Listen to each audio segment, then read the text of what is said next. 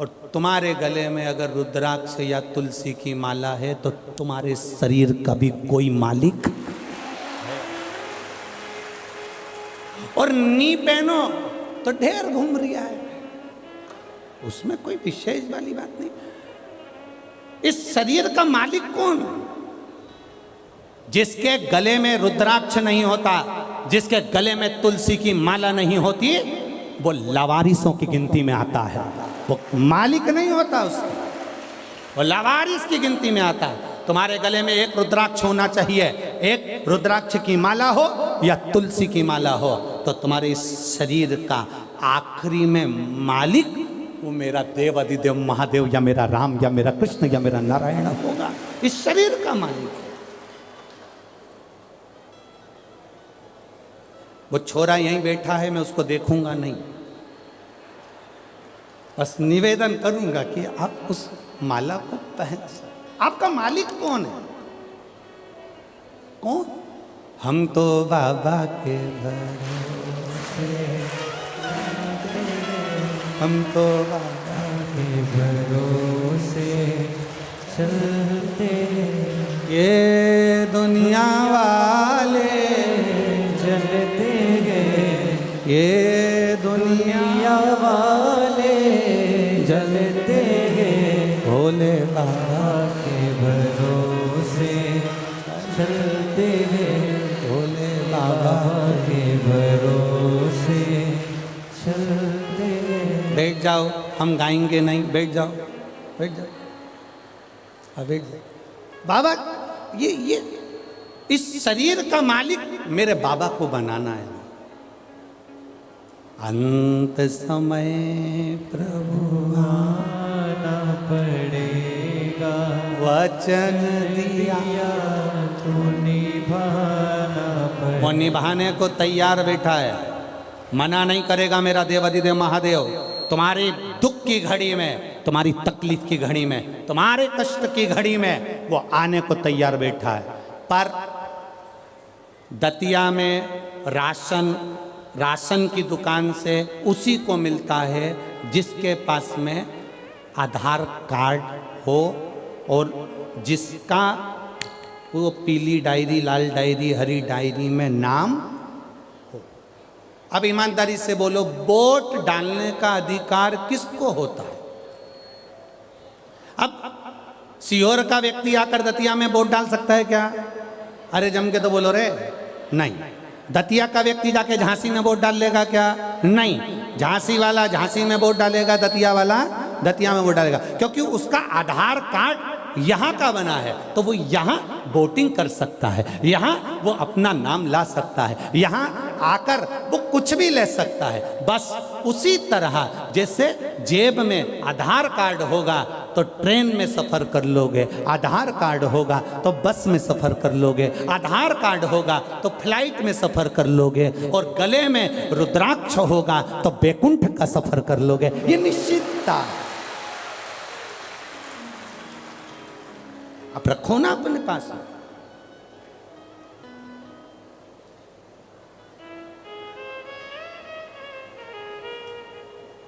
सोने की माला और रुद्राक्ष की माला में एक ही अंतर है। सोने की माला रात को मरोगे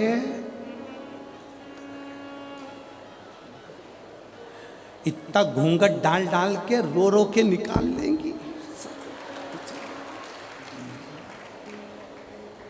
नानी भाई का मायरा सुना है कि नहीं सुना? नानी भाई के मायरे में नरसिंह मेहता की दादी जय कुंवर बाई के प्राण छूटे, और नरसिंह मेहता की जो बड़ी भाभी थी वो दिन भर दादी को ताने देती थी, डुकरिया बैठी है, बुढ़िया बैठी है, मरती क्यों नहीं है, दिन भर ताने देती थी। नरसिंह मेहता को धक्के मारकर निकाल दिया था जिसने, अपनी देवरानी को धक्के मारकर निकाल दिया था। वो नरसिंह मेहता की भाभी जब सास मरी, दादी सास, तो उनसे गले लग लग के रो रही, इतना इतना घूंघट करके रो रही। जब दादी सास जिंदा थी तो पल्लू को यहाँ रखती थी, और जैसे डोकरी मरी, बूढ़ी अम्मा मरी, बूढ़ी माँ मरी, दादी मरी, उसने पल्लू को यहाँ रख लिया और गले लग के रो रही। नरसिंह जी ने अपनी पत्नी से कहा, मेरी भाभी कितनी रो रही है? कितनी रो रही मेरी भाभी। इतने में नरसिंह जी की पत्नी बोली, सही कह रहे हो, दिन भर गाली देती थी पर आज दुख भी सबसे ज्यादा इसी को हो रहा है। थोड़ी देर बाद गले लग लग के रोने के बाद जेठानी ने देवरानी से कहा, मैं पानी पी के आती हूं, तू रो ले। मैं पानी पी के आती हूं, तू रो ले। जो देवरानी रोने के लिए बैठी, उसने देखा जेठानी गले लग लग के इसलिए रो रही थी क्योंकि सास के कान में सोने की मुर्की थी, उसको दांत से कतर रही थी। सोने की जो मुर्की थी कान में, उसको दांत से कतर रही थी और मुंह में धर के और चली गई और पानी के मटके में डाल के आके अब कहने लगी, जल्दी ले जाओ, जल्दी ले जाओ। वाह वाह ये दुनिया मतलब की दुनिया में किसी का कौन तुम्हारा, कौन रिश्तेदार, कौन नातेदार, कौन कुटुंबी, अंत समय में कोई साथ ना देगा। जितना पहने हो आभूषण सब उतर जाना है। अंत समय में केवल जो रुद्राक्ष की माला तुम्हारे गले में है, जो तुलसी की माला तुम्हारे पास में है, वो अंत समय में वो ही आधार कार्ड है। उसको देखकर बैकुंठ और कैलाश का प्रवेश हो जाएगा। उसी को दे प्रवेश।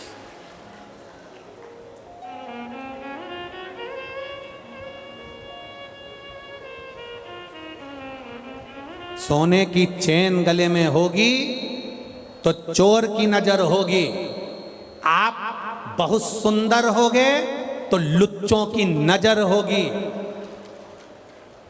और गले में अगर रुद्राक्ष या तुलसी की माला होगी तो मेरे महादेव की नजर होगी। ये निश्चितता है, निश्चित। बोल बम का नारा है। आपके गले की माला, आपके गले का पड़ा हुआ एक रुद्राक्ष आपको परम धाम तक लेकर जाएगा, शिव तत्व तक लेकर जाएगा।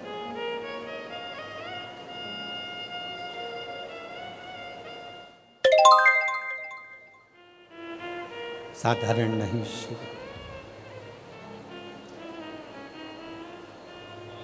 शिव साधारण नहीं। एक बार की बात है, शंकर भगवान से माता पार्वती जी ने कहा, प्रभु मेरा मन है, मेरा बाबा एकांत में जाकर मैं तप करना चाहता हूं, मेरा मन है। शिव जी ने कहा जा। यही कांचीपुरम का जो तमिलनाडु क्षेत्र के अंतर्गत कांचीपुरम है, और वहीं पर एक आम के पेड़ के नीचे माता पार्वती तप करने के लिए बैठी। आम के पल्लों में, आम के पेड़ के नीचे। अब थोड़ा ध्यान देने वाला विषय है, थोड़ा ध्यान दीजिएगा। वो जितने भी बैठे हो बड़ा ध्यान देना। शंकर भगवान का तीसरा नेत्र खुला, कामदेव आम के पेड़ पर चढ़ा हुआ था। काय के वृक्ष पर था? आम के पेड़ पर। पार्वती जी ने जो तप साधना करी वो आम के पेड़ के नीचे करी। हमारे सनातन हिंदू धर्म में दरवाजे पर जो बंदरवार बांधी जाती है उसमें आम के पत्ते लगाए जाते हैं। कलश स्थापना करी जाती है तो उसमें आम के पत्ते रखे जाते हैं। घर में कोई अच्छा कार्य होता है तो आम के पत्ते लगाते हैं। आम के पत्ते।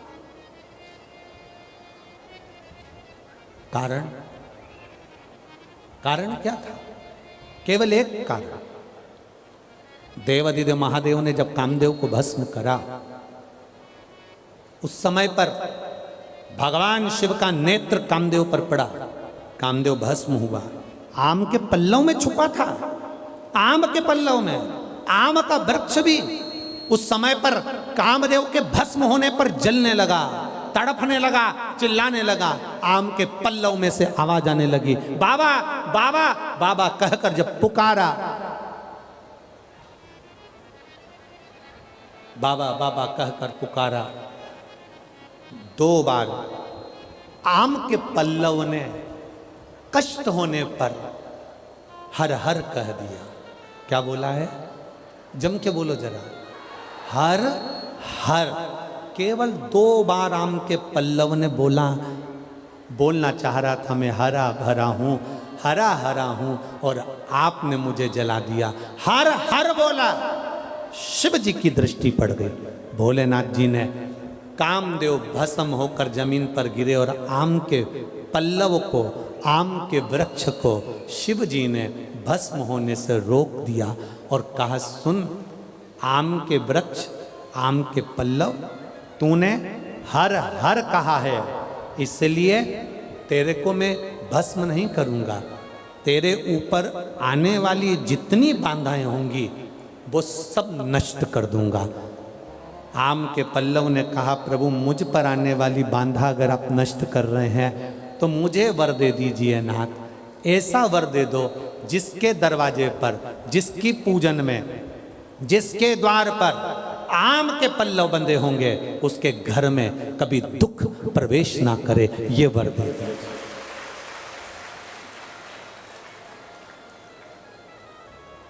शिव मंदिर जाते हो आप लोग? सब लोग जाते हैं?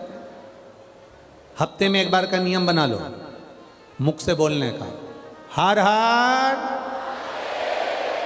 ज्यादा बार नहीं बोलो तो हम तो पहले बोलते थे, ऐसा नहीं कि हम कथा में नहीं बोलते थे, हमारी आदत थी, हम पहले कथा में बोलते थे, दीन बंधु दयालु दया कीजिए, जो दोनों हाथ उठाकर हर हर महादेव नहीं बोले उसको उठा लीजिए।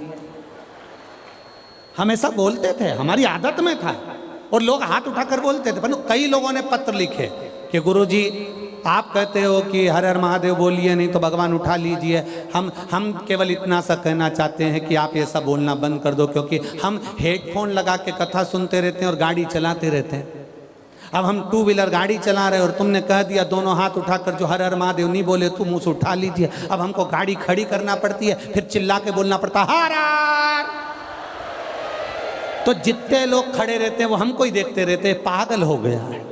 इसलिए महाराज जी निवेदन है कि तुम ये कथा के बीच में हर हर महादेव बोलना बंद करो। इसलिए हमने तब से थोड़ा सा लोगों के भाव देखकर, बेचारे टू व्हीलर वालों को, क्योंकि वो गाड़ी चला रहा है और फिर वो उसको देखकर, इसलिए थोड़ा बंद। पर आप बोल सकते हो, आपको बोलने की मना नहीं है।